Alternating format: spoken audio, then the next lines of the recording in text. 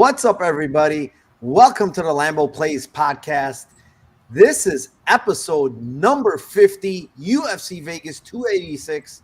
I'm your host, Mike, better known as Narco Cop, and my co-host right next to me, Timothy Troiano. What is up, my man? Are you ready for UFC 286? Yes, I am. And this week, I'm the sick one. Been sick all week, so... Yeah, man, this shit, it hasn't, I still haven't got it away. I'm still coughing, still some congestion, but much, much better. I feel way better. Good. It's been everywhere. A lot of people that I know have been sick, which sucks, but yep. Hope you feel a little bit better. Thanks. What is it? Nasal congestion, shit like that? Sore throat, weak, headache. Same shit. I had the same shit. All right. Let's go over to chat. That's the first thing I always do. I need to shout out my chat. And first and foremost, it is Mushroom MMA. What is up, my man? Let's cash big this weekend as usual. Yes, sir. Let's do it. Mike Z, let's go, brother. Bufu on the beat. Mirror on the wall. Who got the Lamboist parlays of all? Nice one. Victor, what is up, my friend? Looking forward to those Lambo plays tonight. Yes, sir. We will be giving them to you. MMA Propaholic, what is up, my man? Thank you for joining us. Rob Lawrence, yes, sir. We are going to get that money. Luke Golding, what is up, my man? Dumpy, what is up? Let's go, Goats. Wanted to go in and show some love. We'll check the entire show in the AM. Thank you for dropping by. Make sure to check it out. Thank you very much, Dumpy. William Tyner, what is up, my man? Thank you for joining. Eagles 1985, what is up, fam? Traps, can we please win this weekend? Yes, sir. And George, thank you very much. $10 dono from Narrative Nation. George himself, congrats on the 50th episode. I did want to say that, Tim. The big 50, dude. This is the 50th show of the Lambo Place podcast. Thank you very much for the $10 dono, George. I really appreciate it. And Luke, my man, Luke, what is up? Vittori, round 2, round 3, let's ship it. We will be talking about that in a little bit. Kristen says, feel better, Tim. Glad you're doing better, Narco. Thank you very much, Kristen. And Dan Hamilton, let's go, my man. All right, 47 of you already in here. Let's kick it off. We got 15 fights. This is not a joke of a card. Starting out with the first fight of the night, it is in the flyweight division. It is the 6-4-1 Veronica Hardy versus the 3-1 Juliana Miller. Tim, as usual, kick us off here. I like Miller in this fight. She's a dog, and she's got the dog in her. She's very aggressive. Looks to grapple. Wants to get the fight to ground. Wants to pass. Wants to get to mount. Wants to beat the living shit out of you or choke you out. I like her. Think her cardio's solid. And I like her in this fight. I don't like Hardy / Macedo coming back off of 3 years. Didn't like her beforehand. Obviously, people can make improvements, stuff like that. But, I mean, she's kind of just a fish out of water when she gets on her back. She's going for her arm bars, and that's about it. And I think that she's going to give up a lot of positions where Miller will – I mean, I just keep seeing Miller getting to mount solidly in this fight. So what she does with it, I like the KO, and I like the round 2, round 3 KO aren't bad. So be safe, take the round 2, round 3, and then if you want to get greasy, you can take the KO in round 2 or 3, because I think that, I think the sub is definitely more likely, but I think that she could pound the shit out of her and just get great positions on her, and then just rain elbows and rain ground and pound, and then the fight gets stopped. So kind of lean that she does it that way, actually. So I'll take a shot on the KO Miller in round 2, round 3. Yeah, I mean, Macedo's been, or I shouldn't say Macedo because it's Hardy now, but she's been out for so long. She was injured. But the problem is she didn't even look good prior to all this absence, right? Bay Malecki fight, and Bay Malecki is not UFC level, guys. And she was extremely close to stopping Hardy, and that's attributed to Hardy terrible fucking cardio in that fight, man. She was dead after 7.5 minutes. All she does is skirt around the cage, throw kicks, throw hands. I will say she's the better striker because Miller looks god awful on the feet. I mean, she's like flailing punches with her head up, and she doesn't look good on the feet at all. But where she does look good is on the ground. I mean, she's going for subs. She's pretty vicious with her ground and pound. She wants to hurt you, and she was trying to hurt Brogan Walker. Eventually got the stoppage. She has to be a little careful with the armbar because I do think Macedo throws them up pretty well. But I don't think she's going to have anything. For Miller's pretty good on the ground. She does a lot of grappling competitions. I kind of like her to break Miss Brady here, especially being off a big layoff. Her cardio is probably going to be even worse. Round 2, Miller's 500. Round 3, I mean, they're all over. By the way, they're all over the round 2, round 3 props on this whole card, guys. I don't know who leaked this information or what's going on, but they're all over them. We don't have great prices. How I'm going to play round 3, because it's a terrible price on her. It's like 800. I will never recommend for anybody to play a plus 800 at round 3. It's just a bad bet. I went with round 3 KO plus 2,600 because I do think ground and pound is severely live here, and it's just way different than what the sub prop is and the sub 3 is. So give me round 3 KO 2,600 and the round 2 just regular at plus 500. Moving on, we'll move on to the second fight of the night, and that is in the lightweight division. We were going to have the 12-4 Jai Herbert versus the 19-4 Ludovic Klein. I'll kick this one off. I favor Klein in this fight in general. I think he's the better, crisper striker overall. When you talk about the kicking game, the striking, the power, he's got actually really good power. However, I don't want to discount Jai Herbert's 1-2. I don't want to just discount Jai Herbert's hands. They're pretty clean. They're pretty good. The problem with Jai Herbert is I don't think his chin is good. The way he got chin checked twice in his career very badly is not a good sign for him going forward. And Ludovic Klein does hit very hard. The other thing about Ludovic Klein is I think his cardio looks so much better at 55. I mean, the guy looks terrible at 45 with the cardio, but looks much, much better. I mean, the way he dominated Mason Jones, I don't know, man. I had a Mason Jones ticket and I was eating shit. I mean, that was a bad bet because Ludovic Klein looked phenomenal in that fight. And I think Mason Jones is a much better overall fighter than what Jai Herbert brings. Jai Herbert brings, the 1-2, decent striking. He's long. I don't think he has any grappling. And so I like Klein here. I like him a little bit later. Round 2, again, is not a great price. It's 600. Round 3 is 1,000. That's what I'm going to give you. I don't really love these props, honestly, for this fight at all. So those are the best ones that I could honestly find. What do you like here, Tim?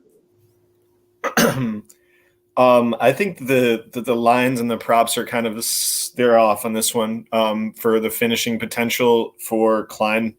It's like they're almost basically saying that he's KO or bust almost in this fight. I don't agree with that for multiple reasons. I think on his side, he's shown in the Mason Jones fight, I mean, like recently, that he can grapple really, really well defensively and offensively. He's got the cardio to be able to do it. He can transition really well. I just think that's the biggest edge for him in this fight. Like, I think that he's got an edge on the feet, but the size discrepancy and it's basically the durability, right? And the cardio. I think that those are the bigger edges, but the measurables, I mean, he's way smaller. He loves kicking. He loves head kicks. It's not going to be easy to kick a dude that's like 6 inches taller than you in the head. But I do think like the takedowns, and I think, Renato, I love Renato Moicano, but I don't think he's a great wrestler. And he made Renato Moicano look like he was in the NCAA championships wrestling today. So I kind of think that if Klein either bonks him and then goes in for a club and sub, wouldn't be shocked at that. And I also wouldn't be shocked if it's like a gas tank situation where he's just kind of clinching him and maybe he gets struck himself and he says, fuck this, I'm just going to take this guy down and grapple with him. I think it's a bigger edge. So sub 6-1. And then like you're saying, man, if it happens later, sub 2 is 18-1, sub 3 is 35-1. So I think those are solid. Yeah, I could see that look as well. I do favor him in a grappling, to be honest. So I could see it. Moving on, fight number 3. It is in the flyweight division. It is this 15-8 Joanne Wood versus the 8-3 Luana Carolina. I gave you the best fight to break down, Tim, first. Go ahead. Yeah, I mean, I think that JoJo Wood is a fighter that I love to fade in certain matchups. And then I like to kind of better in other matchups. So I think that this is a better matchup. This is just like I don't want to say put the house on it, but like this is a situation where the line isn't terrible and she's fighting somebody that, I mean, like legit, if Carolina comes in here and wrestles and grapples, I'll fucking come on next week and I'll say I was terribly wrong and look at, whatever, right? But she never does, like ever. So it would take like some crazy shit for that to happen and some insane variance for that to happen. Even with that being said, if she did try to grapple, I wouldn't be shocked if she gets subbed like she did against Lipsky, where she just instantly gets reversed and has no fucking idea what she's doing down there. So this fight's going to, I think, unless JoJo wants to grapple, which I think it's her option to do whatever she wants in the fight. I think unless she grapples, I think this fight's going to be standing most of the time. And I think that like both of these fighters have quit in them. And I think that JoJo can get her out in the later rounds attritionally. So I'm going to take a shot on JoJo KO and JoJo KO 2-3. It's 20-1 and 28-1. Don't hate those. I think KO is 7-1. So those aren't bad. Yeah, I mean, this is a bad fight, to be honest. I could see it going both ways in certain aspects. I think Luana Carolina is the less skilled fighter by a mile. She's very sloppy. She gets hit on the feet. She's not a very smart grappler. She's getting subbed by Ariane Lipsky by knee bar. That tells you all you need to know. I think Wood is the better fighter overall. The problem is Wood is a little older. I heard some rumblings about this being her last fight. We know how that goes when people have their last fights in the UFC. It really doesn't go well. But I mean, I don't like anything about Carolina, to be honest. I mean, I understand she beat Lupita Godonez, but Godonez doesn't belong at 125, and she was severely undersized. It's not going to be the case here with Wood. They're about the same size when you look at face-offs. I just think Wood throws a lot better, more volume. She's more consistent. I think she can possibly land takedowns. I don't know. I don't think she needs them, to be honest. But at the end of the day, I think this fight might play close, man. There's going to be some weird optics in this fight. Split decision is the only thing I can give you here. It's plus 350. I really don't see a lot of finishing potential in Carolina, to be honest, whatsoever. It's going to be more predicated on Wood maybe finishing at some point. But even her, she's not really a finisher, man. So ends in split plus 350. I mean, I don't know. Stay away from this fucking fight is what I would say. Moving on. Fight number 4 is in the flyweight division. It is the 9-1 Jake Hadley versus the 14-6 Malcolm Gordon. This is the fight where I have probably the most conviction of any fight on the card. I'm going to go with Hadley KO plus 255. It's on Bet Rivers. I just don't believe in Malcolm Gordon's chin, for one. For two, I think Hadley actually hits very hard for a flyweight. Works the body really well, which you love to see. He's a damn good grappler if he wants to get it down to the ground. But why? Gordon has a bad chin. Hadley is the much better technical, better striker. Good kicks, good body work, good headshots, you name it. I mean, he just broke Candelario with body shots last time out. Forced Candelario to grapple. Eventually got the triangle choke, right? I think if he lands like big shots on Gordon's not going to be able to take him. Like he was landing some big shots on Candelario, but Candelario has a hell of a fucking chin. I don't think Gordon has a hell of a chin. So I love Hadley in the spot. KO's plus 255. If you want to get a little bit more, greasier, maybe go round 2. I don't even think this fight is getting out of round 2. I'll be honest with you. So I like Hadley. I'm all over Hadley. Hadley round 2, also KO, whatever. Yeah. I'm not even gonna. I don't think it gets to 3. I didn't put 3 because I don't think this fight gets to 3, Tim. Honestly, if it does, it probably goes. Hadley puts him away in 1 or 2, in my opinion. But yeah, I mean, I love Hadley in the spot. What do you like here, Tim? Yeah, I think the same thing. I mean, I just think that if he's intelligent, he uses his grappling edge to counter wrestle here, and to use the big cage to just stay away. Gordon wants no part of striking with anybody. Like he just doesn't want to strike. Like so, Albazi got the sub after he clipped him. Like I think that like there's just like there's so many iterations in this fight where just like, okay, can he take him down and grapple with him? Yeah, but it's like it's just why would he? He's just got such a better edge here. So yeah, I think Hadley KO, and I also like Hadley KO 1 or 2. It's not worth it for 1. I would just take the KO shot and then the KO 2 just to kind of cover both of those. But yeah, I think he gets him out of there in the first round or second round for sure. Yeah, I mean, I like Hadley in general as a prospect. I think he's pretty damn good, man. Moving on, fight number 5. It is in the middleweight division. It is the 7-0 Christian Leroy Duncan versus the 12-3 Dusko to Dorovich. Timothy, kick us off here. Boy, this is the one that I've been going back and forth. I'll take. You know what? I'm just going to go with it. I'm really not confident, like super confident in the like on the side, but in how the fight goes, I'm pretty confident in like both of these things either happening, right? So I'll just take a shot on the bigger number. Dorovich by decision and Dorovich by split decision.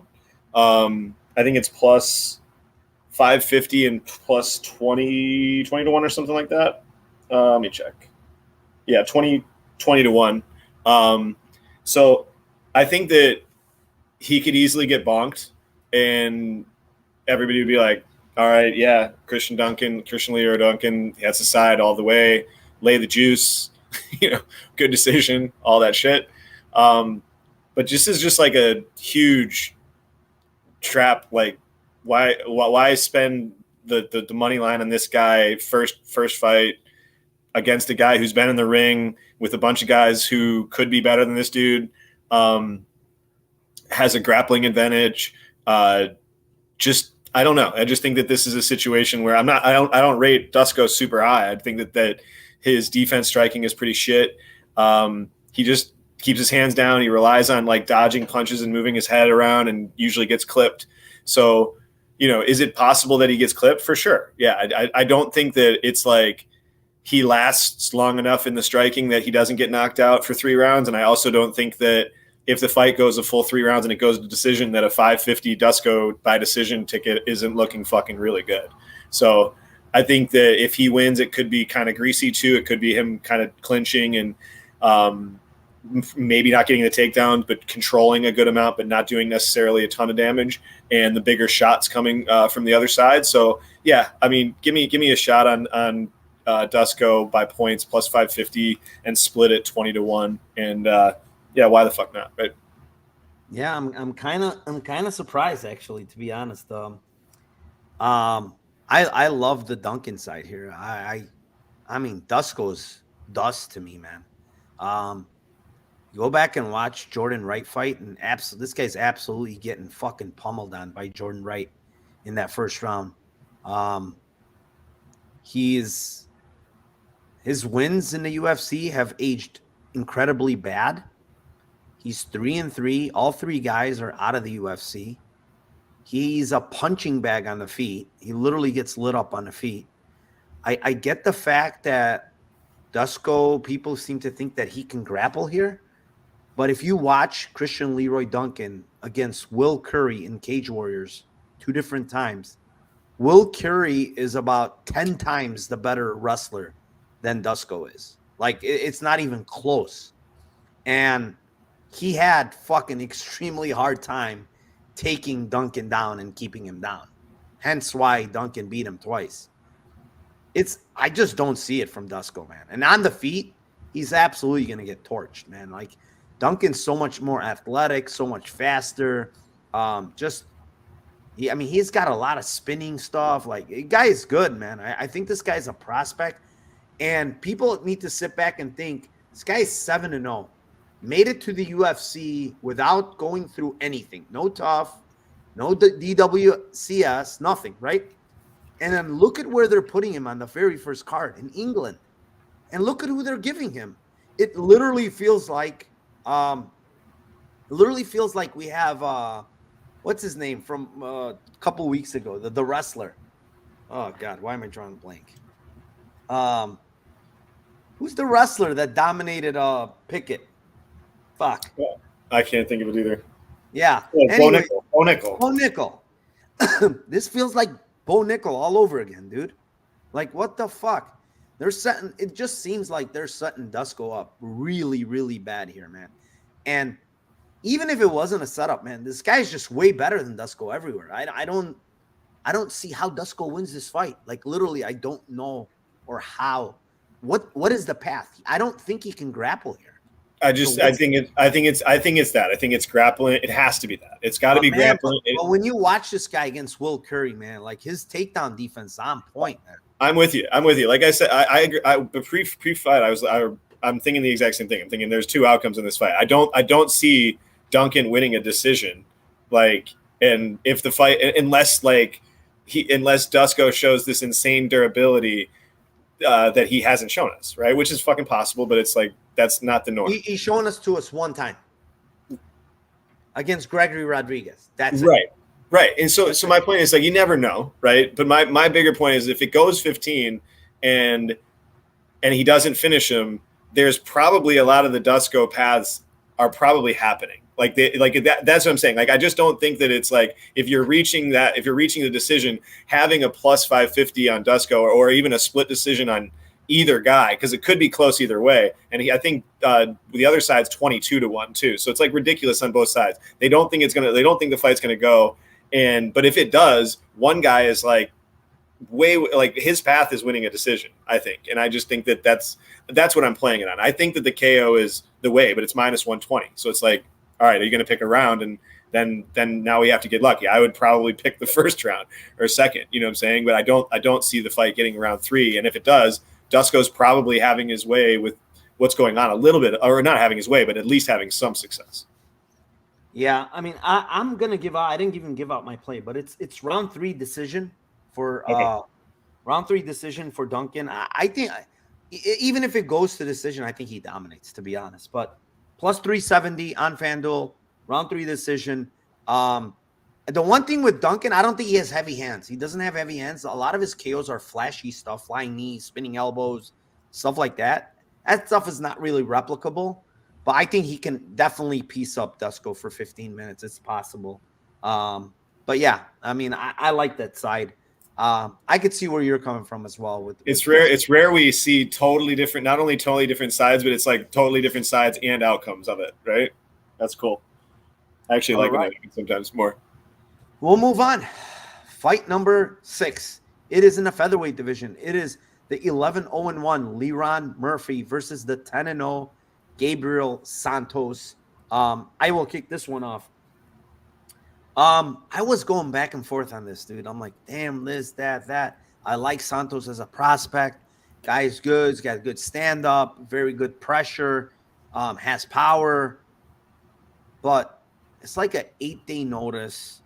You know, he's flying from Brazil all the way. The guy doesn't look like he was training. There's a lot of things going against Santos here. And Murphy, to be honest, when you watch him, like, yeah, he's low volume. He doesn't throw a lot of strikes. But, man, he's a technician. I think he's a great counter striker. He's looking to pick his spots. I don't think Santos is going to have like a lot of success in the grappling here, because I think he's going to need energy for it, and I think he needs to save his energy in this fight. With that being said, he does tend to get very wild. He got caught a couple fights ago, almost got finished. And if you're wild against Laron Murphy, I think he finds an opening. So Laron Murphy by KO plus 340, I think is not a bad look here, man. This guy on short notice, like I said. And if you want to get sneaky, you want to play those later round props, I think those are good as well. The only thing I will say to everybody, Laron Murphy, there's a big red flag on him as well.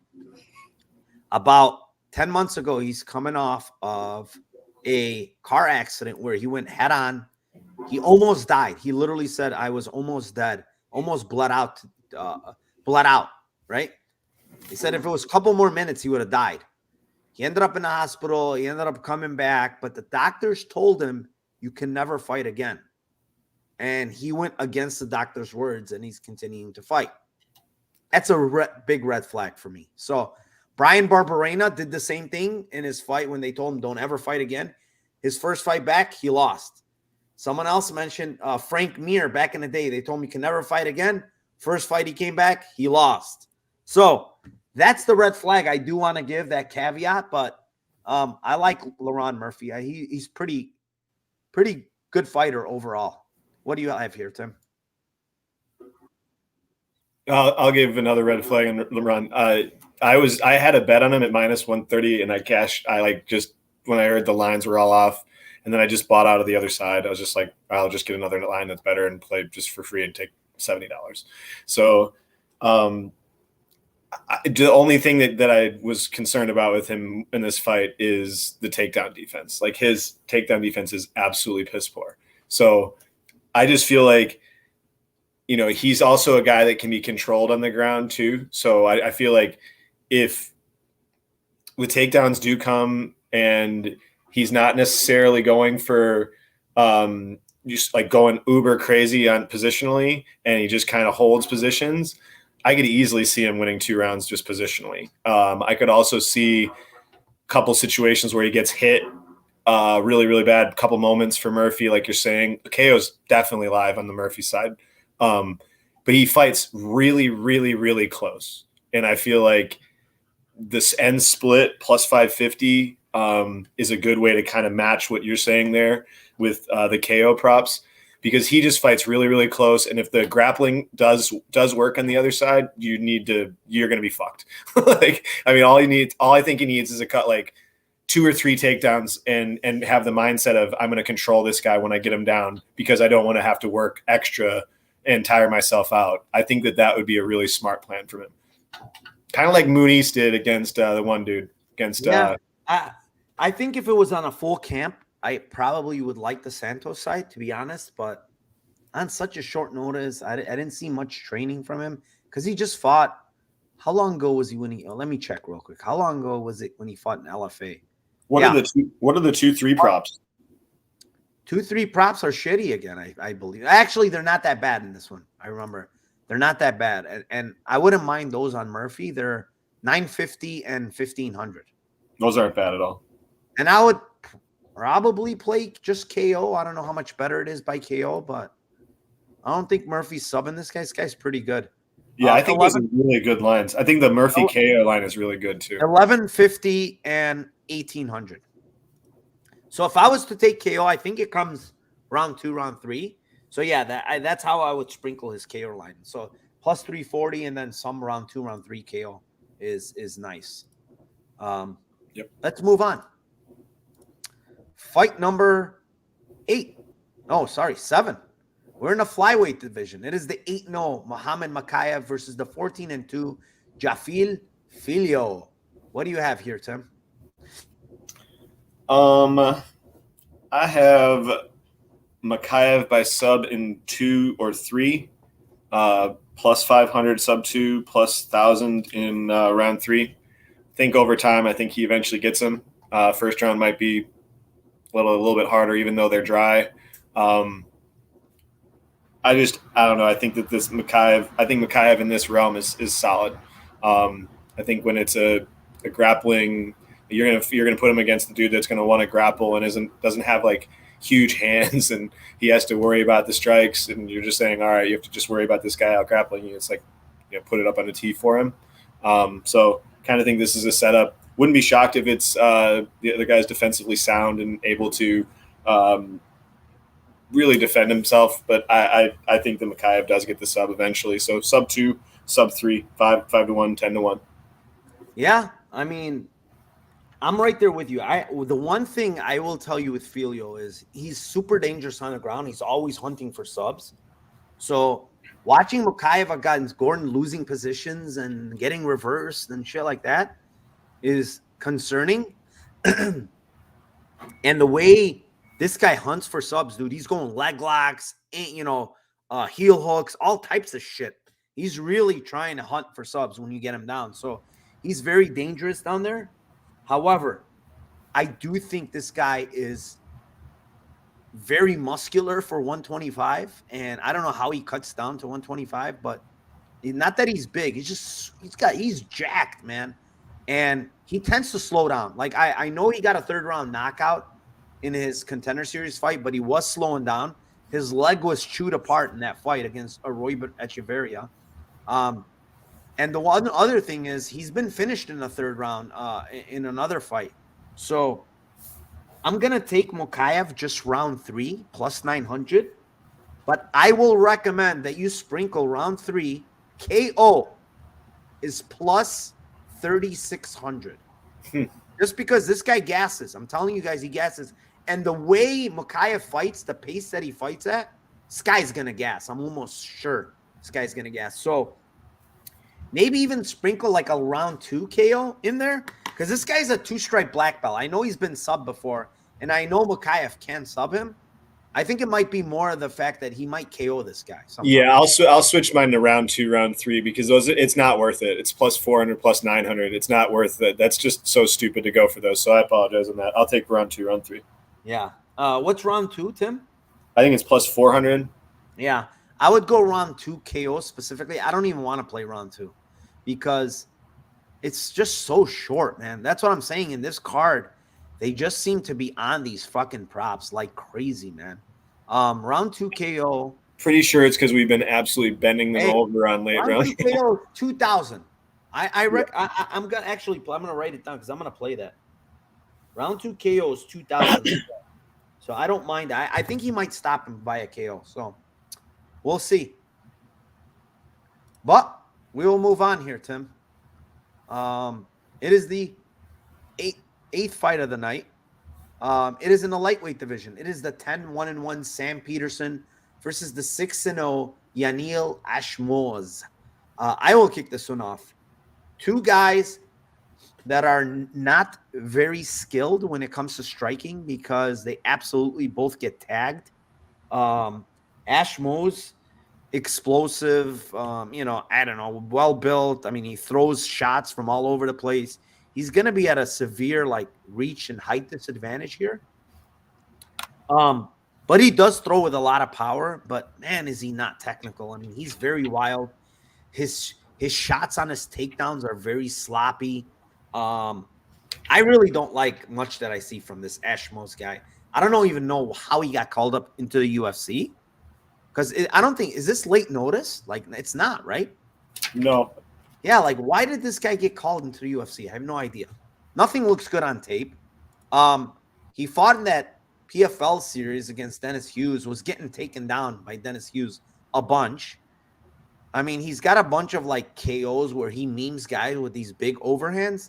I'm not even sure he's going to be able to reach Sam Patterson's head because he's so tall. But Patterson's there to be hit, though, man. This guy's fucking chin is like this. Hit me. So he could get chin checked here, but this guy sucks, man. This Ashmoz guy is terrible. I think he shoots a sloppy takedown at some point. Gets absolutely darsed here. I think the darce, the anaconda, something. Patterson has very, very good front headlock series. And I mentioned that his sub game is actually pretty dangerous, man. So Give me Peterson sub plus 230. It's a Toyota Corolla play, but that's what I like. I think it happened anytime, any point, because Ashmas is absolutely terrible. What do you like here, Tim? Don't hate the sub. I think that's the way that he would finish. Wouldn't be surprised in the Darce, wouldn't be surprised in the guillotine. Kind of think sub 2 ain't a bad look at plus 700, but like you're saying, I don't know. I think Ashmos is really not solid. I think he's also it's such a disadvantage size wise in this fight. Sam's going to be a dude I'm going to fade in the future, just not here, and against certain matchups for sure. Anybody with any striking whatsoever and any length, like you just need to be longer and taller to be able to catch him. So yeah, I think that I agree with Weezy. I think that they're learning from people bending him over on these lines a lot, on these late round props. But yeah, I think Sam round 2 sub. I don't hate. I would go sub as well. So yeah. Yeah, I mean, I like the Patterson side here, unless he gets chin checked, and it's very, very possible. Sub 3 is plus 1400. Sub 2 is plus 700, and then the I just think it could happen any round. Honestly, I totally agree. I'm just saying, like, those are the Lambo numbers, and I don't think that round 1 is worth the small amount over the stab on the sub. So hit sub up, and then hit up the round 2, round 3, and hopefully we get lucky there. Yeah. Move on. Fight number 9. It is in the lightweight division. It is the 9-1 Chris Duncan versus the 11-3 Omar Morales, and this one is yours, Tim. Oh my God! Take everything I say with this fight a grain of salt. I lost a big bag trying to fade Chris Duncan in his Dana White Contender Series, and I had a final leg of a parlay. He gets knocked out like 18 times in that fight, and just the worst defense ever. Having a guy on the ropes like that, and then just coming in face first, and his only shot that he has off balance, like, all right, I'm gonna just catch you here, and literally kills him and like sends him into another world. That dude, I like one of the greatest, comebacks. So credit to him for doing that. He did that a lot he's done that just before in fights in general. Like he gets his ass kicked and he fights back and he comes back. And I just think that, I just hate betting on fighters like that, and I love fading fighters like that a lot of times. And I don't think like he's got some crazy grappling edge in this fight. I know I'm hearing people talk about that. Like, why? Because he tried to wrestle Slava after he was getting his ass kicked, and he was slightly successful doing that. Like anybody that can't hold Slava down proves to me that they're not that great of a grappler in the first place. So I feel like I'm going to have to take the Umar side. KO 1-2 is plus 400, plus 650, and sub 1 is plus 1600, sub 2 is plus 2500. I feel like if the fight hits the ground and all, I do feel like Morales is at a pretty distinct advantage on the ground, either reversing and or subbing somebody. So thanks to Jeek for the dono, man. Yeah, before I give my pick, I do want to shout out the GOAT, Tajik Bey. Happy 50th episode, boys. For many more to come. Thank you very, very much. $49.99 dono from Tajik Bey, the GOAT. Thank you very much, sir. We really appreciate it. And yeah, I mean, Duncan is a guy that's completely reckless, man. Like, just goes in head first, hit me so I can hit you.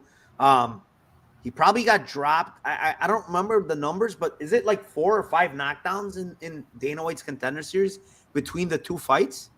I think it might be 6. It might be 5 or 6. Are you fucking kidding me? 6 times this guy got dropped? I thought he got dropped at least twice in the last fight, right? It's bad. I mean, this guy. I thought it was at least twice in the last. No, fight. They only have him down for none versus last fight. He didn't get dropped. That's insane. Yeah. Anyways, either way, this guy gets hit way too often on the feet. What I will say is, He's fairly young, right? He's not old. He's been training at ATT for a long time now. And when you look at his Instagram, he's fucking grinding in there for sure. This guy's working hard. Now, is it going to translate to better striking defense? I don't know. I don't think so. I'll say that. I don't think so. Is he going to get better overall? Yes, I do believe he's going to get better because he's training with much better guys for a while now, right? And he's been grinding. I mean, you look at his Instagram, this guy's in the gym all the time. Without the fight being announced, this guy's still in the gym. He's grinding. And he's grinding with good guys. When you look at his pictures, like he's training with good guys. Omar Morales is the better technical striker. The problem is Omar Morales is coming off a vicious knockout. He's 37 years old, which is slightly concerning, coming off your first vicious knockout. And Chris Duncan hits very fucking hard. I mean, whether we think he's a punching bag or not, he hits hard. I mean, this guy has one-punch power. So this guy already got chinned. He's 37. Is it possible that he gets chinned again? I think it's very likely that he gets chinned again. Could he knock out Chris Duncan? Of course. I think there's violence in this fight in general, right? What I will give is, and this is like, not like with the biggest conviction because this is honestly a toss-up fight. And the line is just about right, in my opinion, because I don't trust Morales anymore. Skill advantage, it's all Morales. But he's 37, man. So it's a big, big difference. I'm going to give round 1 KO on the Duncan side. I think that's plus 550. And round 2 KO Duncan is 950. That's what I'm going to go with because I'm kind of fading the age here, to be honest. And I think, Duncan gets hurt and dropped.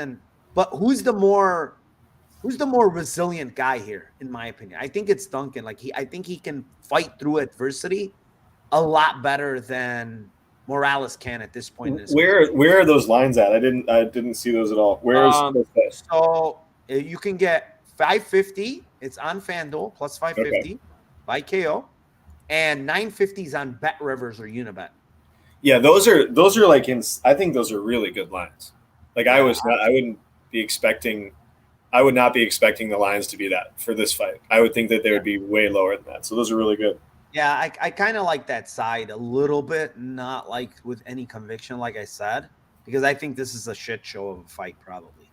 But I'd be shocked if this. Wouldn't you be shocked if this fight hit late round 3 or went? I will. I don't think there's going to be grappling unless Morales tags this guy and hurts him. Yeah, I'm with you. I think that all those lines early violence for these guys are solid. Yeah. All right. Let's move on. Fight number 10. It is in the featherweight division. The 16-1 Jack Shore versus the 17-8 Makwan Khani.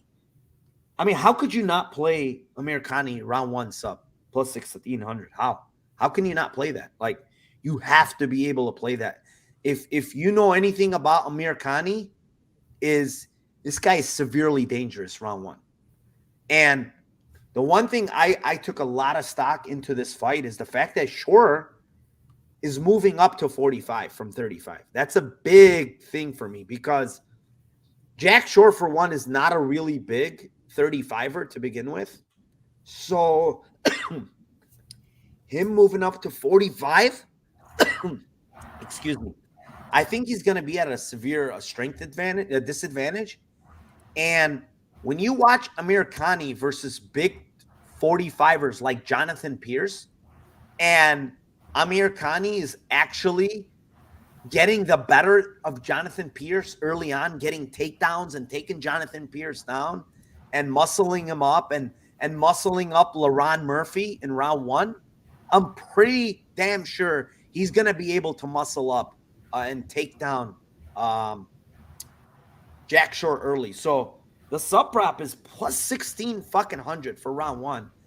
Now, I said the bookies were sharp this week, but what the heck are they smoking, giving me that type of line on Khani round 1 sub? I'm going to take that. I will give you the rest. Let's see what you have. But I have a couple other plays that I like. But go ahead, Tim. Yeah, I think it was plus 1,800 on DK when I last saw for that same one. That's just a stupid line. I don't know if you hit last time, but I know I hit personally on Ricky Simone inside the distance and Ricky Simone by sub 16-1 against Shore for multiple reasons. I was very and I bet a money line too. It's like I like very hard. Like that was one of my bigger bets last year. I was super confident in that fight because of the same things that you're just saying. Like, dude, this guy's coming up weight, and he was like losing wrestling to Hunter Azure in multiple positions in that fight. And I just feel like it's not like, can he grapple? Yeah. Can he wrestle? Absolutely, yes. But it's like Timur Valiev was winning spots against him, wrestling and grappling as well. Like there's just like there's certain levels of this shit, and I don't think like he's elite when it comes to that. And defensively, he can be taken down. So coming up in weight too is just a huge like red flag from a wrestling standpoint. So I just think that that's a huge edge for Mach 1 to at least have early success. So I'm completely with you on that. I think it's a stupid line. But as this fight goes, I mean, as we know, Mach 1 has cigarette and stripper cardio, and he's like a classic archetype fighter to bet round 2, round 3 props on the other side. I think the Jack is far more likely to KO him in round 2 or round 3 than he is to submit him. Just from the standpoint, I don't know that he's going to be able to necessarily like want to go for takedowns or want to do that at that point, unless Americani just falls to the ground, dying for cigarettes, asking Keith Peterson to hook him up with a fag or two. So yeah, I think Murakami round 1 sub, and then I think Jack Shore round 2, round 3 KO are good looks. I think it's plus 750 and plus 1,400 on KO 2 and KO 3 for sure. So I think I also like don't bet the house on it, because I would not be shocked if Shore point fights for the last 2 rounds either. So I think that all those are like very, very live bet Shore after 1 and midway through 1 if he gets into any kind of trouble whatsoever.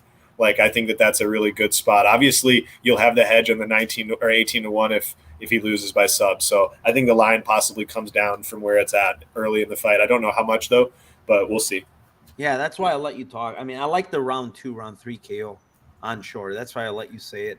I figured maybe you're going to be on it, and if not, I'll mention it. But yeah, this is how this fight goes, in my opinion. Round 1, super dangerous Amir Khani. I think he probably wins round 1 at a decent clip.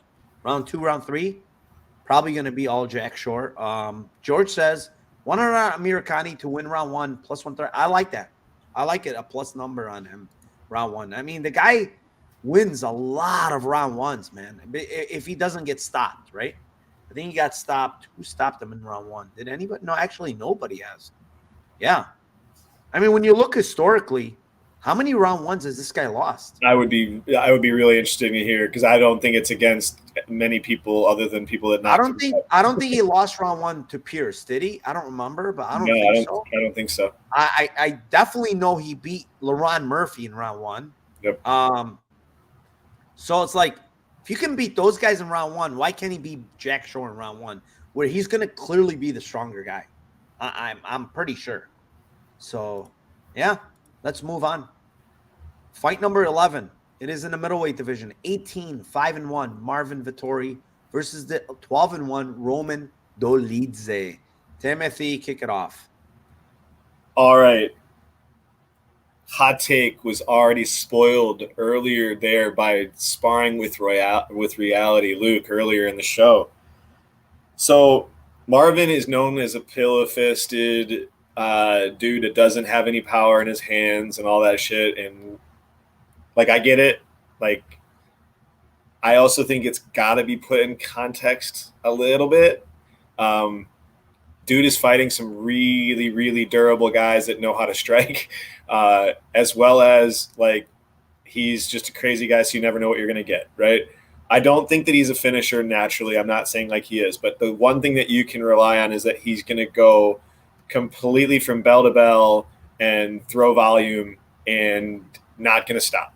So that will happen. Like from whatever, if it's 3 rounds, if it's 5 rounds, doesn't matter. Like as soon as the bell rings and as soon as the final bell rings, like he's going to be throwing and he's going to be trying to finish the fight. He's going to be trying to win the fight.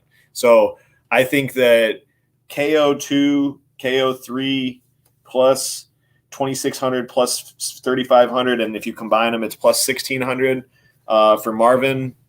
Yeah, give me some of that. I like that. I think that he's just a much better striker.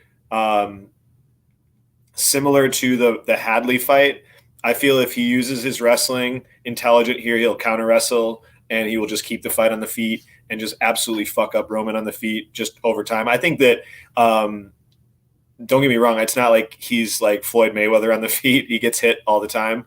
But I just think that his striking is way more processed. His volume is better. And as Mushroom said, I think attritional finish late is what I'm calling here. I think that most people are going on the finish on the other side, and they're assuming that it's going to be points because that's the juice side on Vittori. I think late round props for Vittori are solid here. Yeah, I mean, I played those earlier in the week, I think yesterday maybe. Nice. I like that. I mean, that's what I like. I have them both as track plays. Vittori round 2 KO 2,600. Vittori round 3 KO 3,500. I mean, this Dolidze guy has bad gas tank, man. And Vittori has a good gas tank. Very good. He is the better striker. He's the better wrestler. I don't know where these people are getting the fact that Dolidze is going to wrestle Vittori down. Like, I don't see that. No. Vittori is definitely going to be the better wrestler. But he's got to be careful. The one thing I will say, Dolidze attacks on his back, right? I don't know when he's on top, if he can attack much, because I haven't seen many attacks from on top. But on his back, he loves to attack. I mean, he's an 80cc guy, so he's not a slouch, obviously, on the ground. But Vittori, I think, is going to light him up on the feet. Leg kick. Oh, that's the thing. Thank God I remembered. Calf kicks. Dolidze has no idea how to deal with them. And Vittori will throw him and throw him and throw him. And I think he chops him. Attritionally, I think he stops him late as well. Round 2, round 3. Let's get that big bag this week. I like that play a lot. Let's go. It's also a track play of mine. Moving on. Fight number 12. It is in the flyweight division. It is a 29-1 Jennifer Maia versus the 9-0 Casey ONeill. I have a Toyota Corolla play here. Maia via decision plus 225. And if you want to play split, it's plus 350. Again, it's kind of shallow. I think the fight maybe plays close. But this girl's coming off a big injury, man. ACL less than a year ago. She just recently went to split against Matafari. I know she's looked good. Her grappling looks good, but let me name you the great people she's faced. Shayna Dobson, Lara Fritzen, who's out of the UFC, and Antonina Shevchenko. Not very good grapplers. She didn't really look that good against Matafari, man. Split decision against the lady that retired, And now you get Jennifer Maia, who actually looked probably her best, man, last time out. She looked really fucking good versus Marina Moroz. Absolutely confused the shit out of her. Leg kicks, punches, you name it. I think she's the much better striker here. If she can keep this fight on the feet, it's her fight to lose, in my opinion. So give me Jennifer Maia by decision plus 225. I don't think she has a lot of finishing ability, but I do think she has a lot of decision equity. What do you like here, Tim?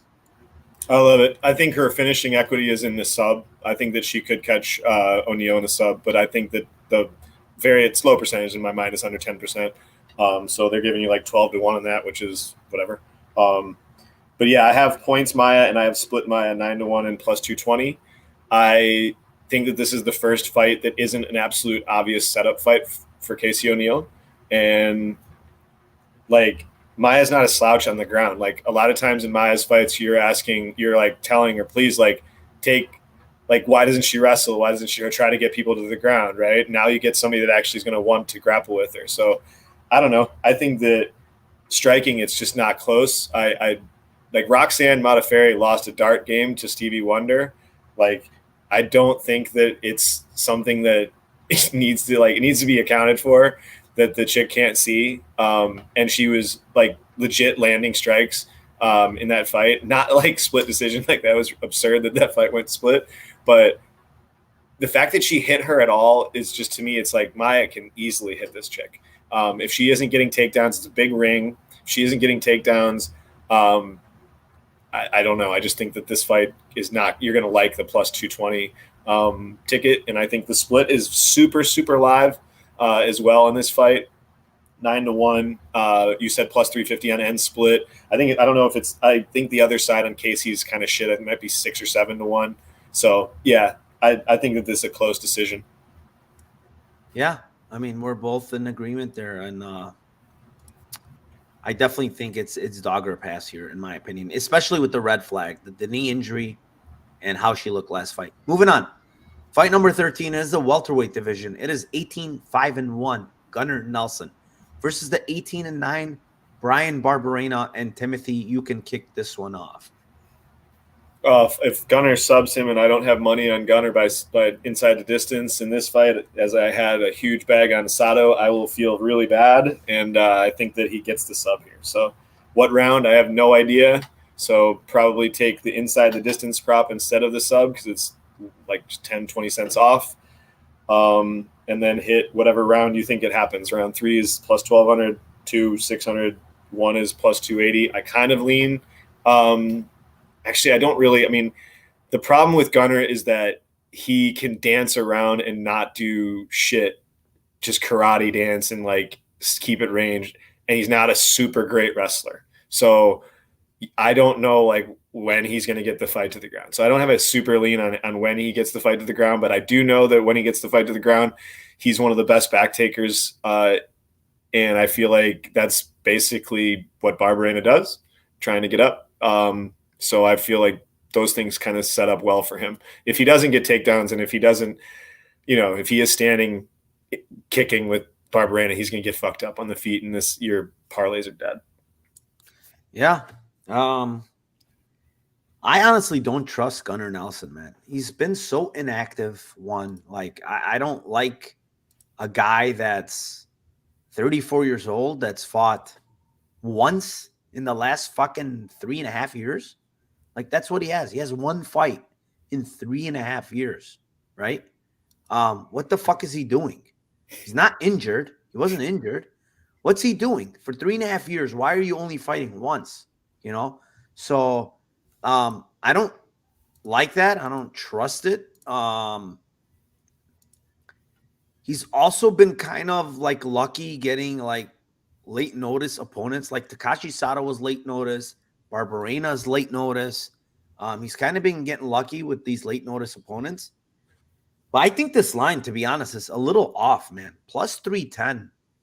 Brian Barberena feels a little off for a guy that, like you said, Gunnar Nelson is dancing around on the feet, not the greatest wrestler. If he doesn't get this fight to the ground, how does his minus 400 look, or minus 380? It's going to look like shit. I'll tell you that right now. So the inactivity, the fact that doesn't throw a lot of volume, the fact that he had Takashi Soto's back for 12 minutes and couldn't fucking sub Sato is another fucking terrible sign. I'm going to go with Barberena money line, man. Plus 310. Not the greatest conviction, but I just don't trust Gunnar Nelson at this point. He's too much inactivity. Looked like shit his last fight, right? That's the other thing. Off of a 3-year layoff, he came back and looked like dog shit against the guy. I get it. He got his back. But how do you not finish? I do. Well, here's the thing. I watched it. It was ultra painful the first time watching that fucking fight, having that much money on the sub and then losing it. But then watching it back again, like, It's not. I really, honestly, like if people are there and and the sub is there, you've heard me plenty of times. Like if it's there and we're watching live and they don't get it, like I'm extremely critical if the sub I feel was there at all.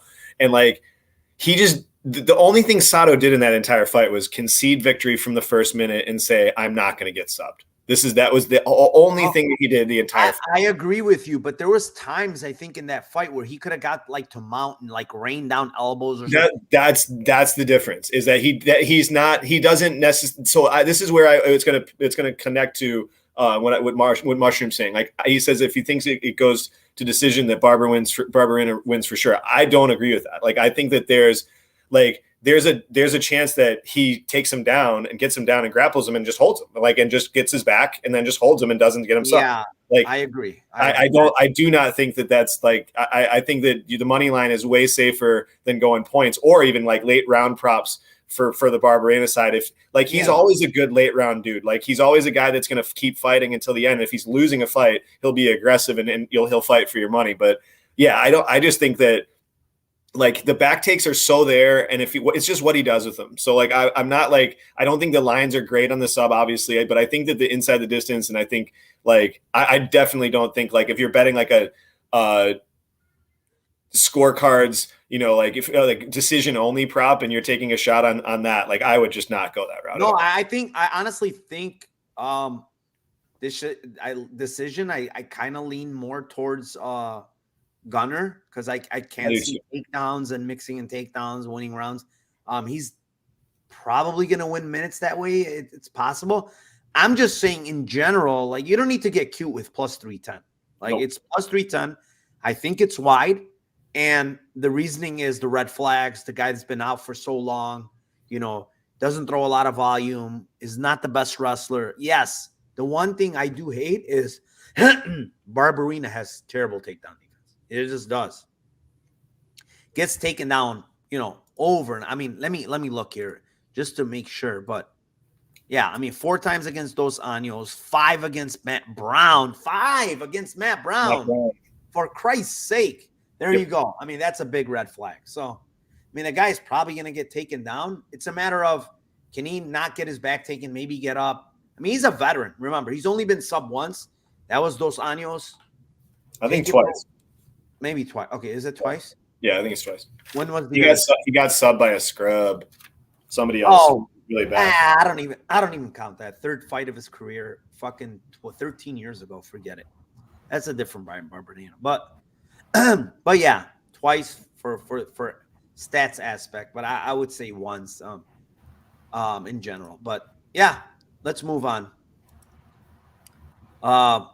Move on to the co-main event of the night. It is in the lightweight division. What a banger. It's a 23-4 Justin Gaethje versus the 12-1 Rafael Fiziev. I like Fiziev here in a big way, man. I really do. Gaethje's severely declining. I get that he's had very tough opponents, but if you remember the old Gaethje, he was a tough motherfucker and he took a lot of shit. Lately, yeah, he took a lot of shit against Chandler, but he also got dropped against Oliveira. He's been in way, way too many wars in his career. He's also 34 years old. He's not the Gaethje that was taking punishment at, 6 years ago. It's a completely different Gaethje. And now he's facing a very dangerous striker, man. Rafael Fiziev fucking looks scary in there, dude. Like, literally looks scary against Dos Anjos. The question mark I had with him was his cardio. He answered it for me. He answered it with flying colors in the Dos Anjos fight, 5-round fight. I don't think there's going to be any wrestling because I don't think Gaethje's going to be able to get Fiziev down. He's got superb takedown defense. And on the feet, Gaethje's main weapon, yeah, he does throw hands, but his main weapon is the calf kick. I don't know if that's going to work, dude, against a Muay Thai guy that practices checking shit with his shin. So we might see can I make a bet on a leg break or a calf something breaking with a leg kick being checked by Fiziev, because I would bet that. But yeah, man, I like Fiziev here by KO. Round 2, round 3. I'm gonna go with a little bit, accumulation here. Round 2 plus 700, round 3 plus 1300. I think Fiziev gets it done here. And shout out to the 107 people in the house. Thank you very, very much. I really appreciate it. Tim, what do you got here? No variance whatsoever from your take. I'm pretty confident in the side of being Fiziev, and I love betting against Gaethje just generally. I know I just don't think that. I think he's. I don't get me wrong. I'm not saying overrated, but like he's just one of these guys that you just get inflated lines on his side, and I love cashing Oliveira against him. Dubronx, it's my dude. So yeah, I just think that Gaethje is on a severe decline, and Fiziev is trending upwards. Athletically, a huge advantage. Younger, taking less damage, all these things, cardio edge. Yeah, I just feel like Fiziev is the side, and I do feel like if he's, I don't necessarily think that round 1 is out of there. I do agree. This is Mushroom and I were on the opposite sides on the decision last one. I do agree. I think that like the liver shot here and like a body kick KO wouldn't be out of like the realm of possibility. I really think that that's actually a very live possibility here. I also don't disagree with you that he could chop his leg down and eventually attritionally just get him just not to be able to move at all, and then just he's a standing target and he's fucked at that point. So yeah, I'll take the Fiziev by KO round 2 plus 700. Round 3, like you said, I think what is it? It's 1300. 1300. Yep. Yeah, I mean, I see one-sided fight, to be honest. It might not look like that on paper, but I think that's what I saw on tape. All right, before we move on to the main event of the night, I do want to shout out all 102 of you in here.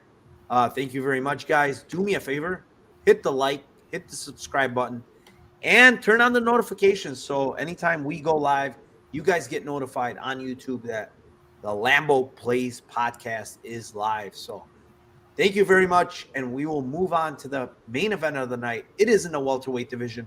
It is the champion, the 20-3 Leon Edwards versus the defending champion, 20-2 Kamaru Usman. Timothy, kick this one off. All right, so I have a same take that I had the last fight on this one, watching everything back, and I have only one part of me kind of changes a little bit. The big part of me that changes is I think Usman, first of all, I'll say that I think that, there's a lot of people that this is just the debate basically amongst intelligent gamblers, right? Like, do you bet on somebody that's winning minutes or do you bet on moments? And, you can make the side on both, you can make arguments on both sides and da-da-da-da. And we've all lost fights both ways and won fights both ways. So it's just, what do you believe in, right? And I mean, honestly, I love violence. Like, I love guys that are moments. I like Chito Vera is one of my favorite fighters. Oliveira is one of my favorite fighters. Like, I love moment winners. Like, but I also like see the value in betting somebody like Kamaru and his minute winning ability and like durability and ability to take shots. And like, he got fucking head kicks. It was the perfect kick, whatever, right? I still to this day, and I never will not say this, that if that fight was not stood up, he never gets that kick. And that is, you can't argue with that. There's no reason. Like this, the fight before, fucking Merab did absolute dog shit against Aldo. It was worse than that, and they didn't do anything. So like that's a huge difference in the fight. And if that, butterfly effect, if that doesn't happen, we're not even having this fight. So I think Usman this time is going to come out with a little bit more anger in this fight. And I think he's going to come out with a little bit more point to try to prove. And I feel like on the other side, I don't feel like the KO is the way for Usman for Leon. I feel like he gets a greasy decision and a greasy split potentially being in his hometown more than anything. Like, so if I was on Leon this fight, I would bet him by points instead of KO. Or last fight, I would have been on him by KO. And in this fight, I would be on Leon by points at 5.5 to 1 and split at 20 to 1. I think that would be, he wins a few moments in each round, but pretty much gets dominated in majority of the minutes, and the crowd goes wild, and two judges want him to win. So I think that's way more live than the KO again, in my opinion. But I do think that the late round props for Usman, I'm going to have to take stabs at. So 3, 4, 5 for Usman. I'm like, I don't care about it. Like I just think that he's going to come out pissed.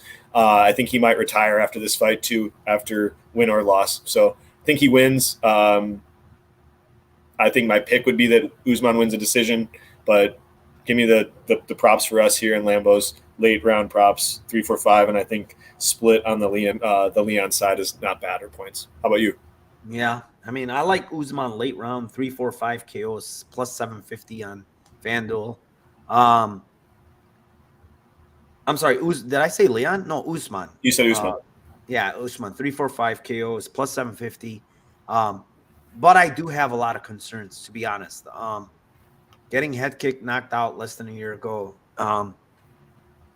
takes a lot of confidence, away from you. The guy got iced when knowing like he needed like another minute or two to win that fight, and he got iced with a head kick. It's not a good feeling, and now you got to come back and you got to do the same thing. You basically got to work again and get those takedowns and do the same thing. And I've been hearing like some rumblings about, him being injured. The other thing that is a little bit of a red flag is it was never announced. No one knew anything about it. But then we see Colby Covington weighing in as a alternate, right? The other thing that is very shocking is yesterday or 2 days ago, they asked Usman and Edwards, do you guys know anything about a alternate coming in, like Colby Covington weighing in? They're like, no one told us anything about an alternate. And then all of a sudden today on weigh-ins, here's Colby Covington weighing in at 170. Doesn't it kind of leave a little bit of a something that was going on? Like why was Colby there as a? I understand it happens in title fights, but why were both of these guys not told? Why did nobody in the media, nobody even knew that Colby was going to weigh in? Usually, there's going to be a guy. They announce it. This was never announced. And all of a sudden, Colby Covington is here to weigh in as an alternate. Kind of put some doubts in my head about Usman being a little injured. And that's a little bit of a concern, honestly. It really is. And William Tyner says, narco detective. I mean, do you not think it's a little concerning? Like, where did Colby Covington come from? Like, we never heard about him for a whole, 2, 3, 4 weeks whenever this thing started blowing up, this fight, when they started talking about it more and more as it got closer. And doesn't look like he's not prepared either. Looks like Colby was prepared too. Prepared, dude. 170 championship weight. He looked like he was getting, like he's been told that, hey, you might actually fight. Make sure you make weight so you can win the fucking championship if you do win. Because obviously, if you don't make championship weight 170, you don't get to win the title, right? So he made sure and no one even knew this. So you're telling me now there wasn't something up with one of these guys, and it's most likely Usman? I don't know. Narrative Nation, yes, sir. I'm coming up with Narrative Nation on this, to be honest. And if it smells like shit and looks like shit, it must be shit. So, and what's the other one? If it quacks like a duck and walks like a duck, then it got to be a duck. So, but I can talk like a duck, so I don't want to, pretend. If there was no red flags either way, I love Usman in the spot at this price. And that's the other thing you got to look at. Look at the fucking price, man. Like last time he was 3 something. Now it's totally baked in though. It's totally baked in. Like that's what we're all saying. Like, I mean, like you cannot watch the first fight, you cannot watch the second fight, and then go, okay. Look at this. Look at this. Someone made a post on Reddit about Usman will be out today. It doesn't look like it. It doesn't look like it, to be honest. It looks like he's gonna, unless they pull out tomorrow morning, say, "Oh, he injured himself," and that's possible too. Yeah, because they don't want to give too much of a thing so people don't start blowing up early.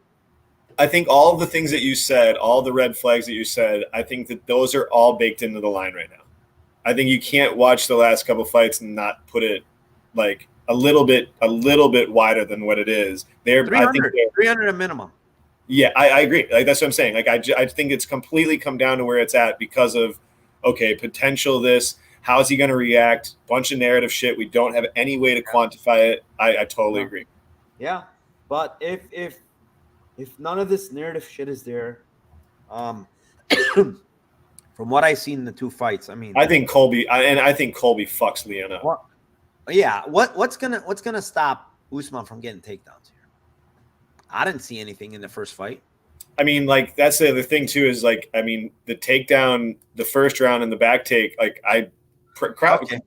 credit to him. He's the first person. It's not happening again. I bet it's not happening.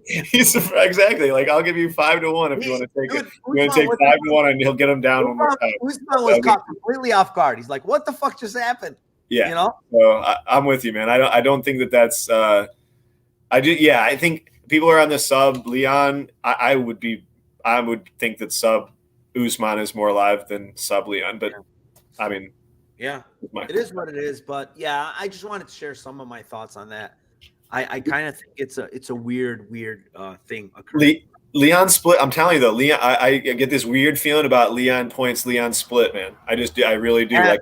And if Usman pulls out tomorrow, make sure all of you in chat go on Twitter and say Narco Cop said that this shit was gonna probably happen, because all this stuff looks very fishy to me at this point. So yeah. We went all through 15 fights, man. Hour and 17 minutes, not bad. Talk to the chat, the best chat out there. I love you guys. Greatest chat in the world. So thank you very much. 102 of you still in here. Before we go out, we have to give our Lambo parlays. I will let Tim kick his off first. Tim, what do you got as your Lambo parlay? All right, so I have a five legger and a 6-legger. They're all inside the distance. You can take any of these 6 fighters and you will get anywhere between 29 and 34-1.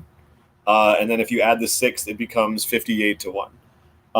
Miller, Hadley, Peterson, Shore, Fiziev, Gunnar Nelson. Wait, slow down. Who is it? Juliana Miller, Hadley, Sam Peterson, Jack Shore, Fiziev, and Gunnar Nelson. So any of those 5, if you create 5-leggers, are 29 to 34-1, and then if you go the 6-leg, it's 58-1. All right, I'm gonna go specific ones. So I'm gonna go with Hadley KO, Peterson submission, Miller submission, and Nelson submission, and you get 52-1 on that one. I think that's pretty live there, to be honest. Me too. We'll see. I mean, I went specific routes, so like Miller could be knockout, I guess, and Hadley could, in some iterations, Hadley could be submission. Peterson could be knockout, but I feel like those are their main paths, but we'll see. Yeah, 52-1, not a bad one. I have $50 on it, so if I win 26 something, so not bad. On the way out, William Tyner wants to know any tennis moves, Tim. Women's tennis, it's already out the door. So you always, I will bet against Iga Swiatek only with 2 women, and one is who she's playing to and getting her ass kicked by right now. That's Rybakina. We cashed on her the last time people asked, and so that would have been my call there. ATP. Hold on a second. Barbara Krejcikova is the other one that beats Iga, just so you know, in the future. So anybody other than that against Iga, don't bet. And then but those two can beat her. Whew. I think Medvedev wins, and I think Carlos Alcaraz wins. They're both juiced, but Sinner hasn't lost to Alcaraz, so he's live. All right. George, no, they were ITDs, so they were All inside ITDs. Sub, yeah, all ITDs sub/KO. So, ITD take a mix and match. He said so. All right, guys, that's it. Hour and 20 minutes. We finished 15 fights. Thank you very, very much. Next week is UFC San Antonio. Timothy, on the way out, tell them where they can find you and what you have going on. Yeah, so here with you every week. Love doing this with you, man. Sean Orr and I are going to be doing spaces before the card tomorrow, real quick, probably in the morning time before 10 o'clock Central Standard Time. I think he just texted me. So we'll probably do that real quick and then give everybody a little time to get some breakfast or whatever, and then get ready for the next beautiful card, man. I think this card is interesting for some violence, and but money line's got some really interesting fights. I'm not too confident on, but yeah, this one it's the first time in history of Narco Cop having 4. All my track money line plays are all favorites, and I always play dogs for the most part. But yeah, I don't like dogs on this card. It's so weird. But yeah, see you guys tomorrow on Live Spaces, Twitter. As usual, our live watch party on Twitter. Make sure you join that live watch party. We have over 200 people every week cashing live bets like crazy. Saved my ass last week in live bets. I got murdered. Single game parlays again. I have a good amount this week. Last week, man, that was the shit for me. It was the first week. That wasn't that bad. You were down 700. No, I know, but it was one live bet. I have to say it because it was the most painful one. The Asuncao, right after he got the point, I'm like, hammer a good line. It's like a good line. You know he's getting a point. He's right there, about to hit the decision prop, about to hit the split decision prop, and he gets fucking subbed. Reverse triangle, dude. Unreal. And that was the difference. That was the difference all You know what night. happened? He's like, no. And he puts his hand down. Boom. He eats a back fist. Down he goes. It was so bad. I know. That's a bad beat. All right, man. Take it easy, everybody. One last thing. I have to say it. Let's cash those tickets.